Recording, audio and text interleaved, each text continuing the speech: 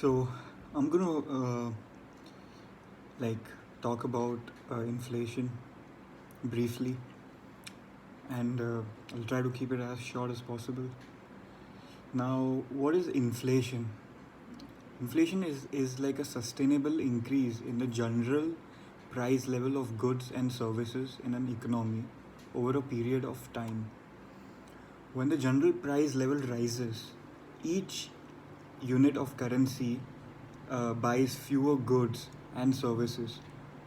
Consequently, inflation reflects a reduction in the purchasing power. Remember that purchasing power is really crucial over here per unit of money,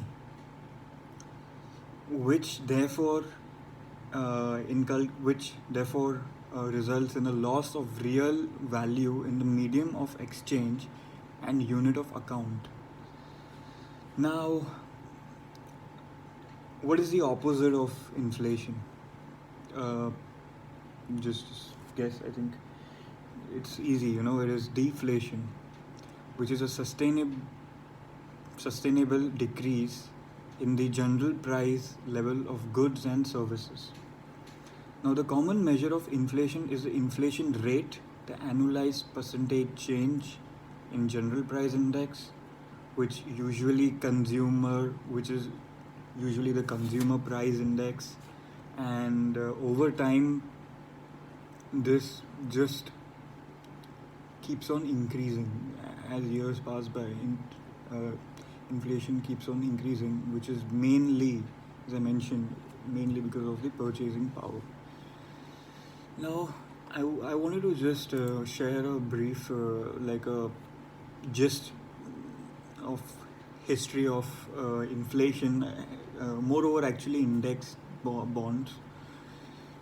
So, there was like a uh, economist named John Bates Clark, which had a distinctiveness when it came to his journal, defining what he calls the real interest rate. What he's trying to say is that inflation is actually the real interest rate. Just trying to interpret what I'm trying to say over here, and actually what he's trying to say over here is that inflation is nothing but the real interest rate, which actually correct which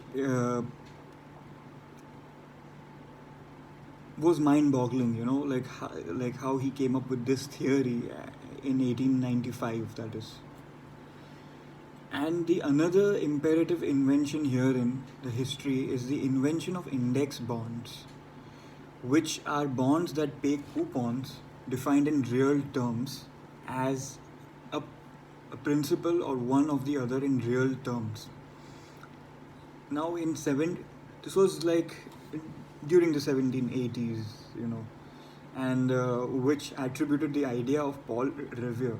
Now, it wasn't his idea solely, but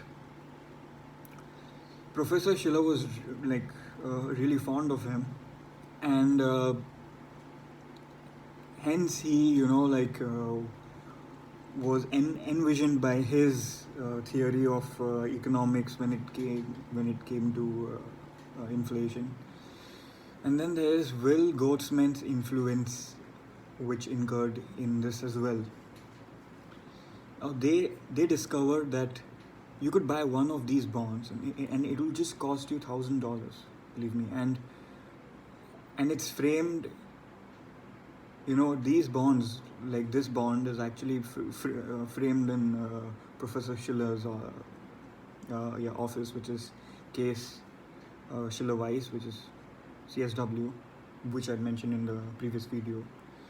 Now, so yeah, let's just get back to the point. So, like, what he's saying is that now these coupons are just tied to the inflation rate, and that in the real terms you're probably going to get these bonds, and they are really tied with this inflation rate. And the US Treasury just just did not follow up on it until Massachusetts did in 1997.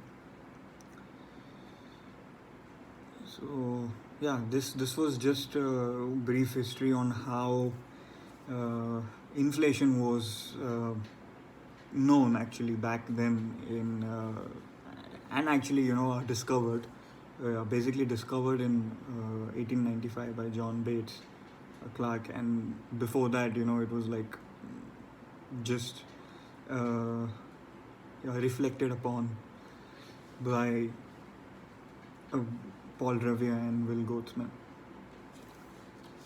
So thanks. This was it about inflation and its history.